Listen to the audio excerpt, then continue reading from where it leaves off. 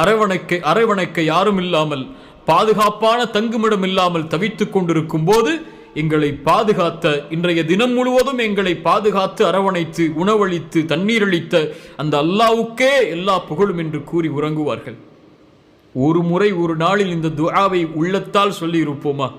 யா அல்லாஹ், இன்று நீ கொடுத்த உணவுக்கு நன்றி, இன்று நீ கொடுத்த தண்ணீருக்கு நன்றி, இன்று நீ கொடுத்த பாதுகாப்பிற்கு நன்றி, இன்று என்னை அரவணைத்ததற்கு நன்றி, நோயில்லாமல் இந்த நாளை நகர்த்தியதற்கு நன்றி, இன்னொரு நாளை எனக்கு கொடுத்ததற்கு நன்றி என்று அல்லாஹ்வை புகழ்ந்தவர்கள் இம்மில் எத்துணை பேர். ஆனால் கவலையோடும் இல்லாததை நினைத்து வருத்தத்தோடும் அல்லாஹ்விடத்திலே சதா நேரமும் முறையிடுபவர்கள் இம்மில் எத்துணை பேர். அல்லாஹ் ரப்புல் ஆலமீன் ஒரு அடியான் நன்றி செலுத்தினால் அல்லாஹ் நேசிக்கிறான் அந்த அடியானை.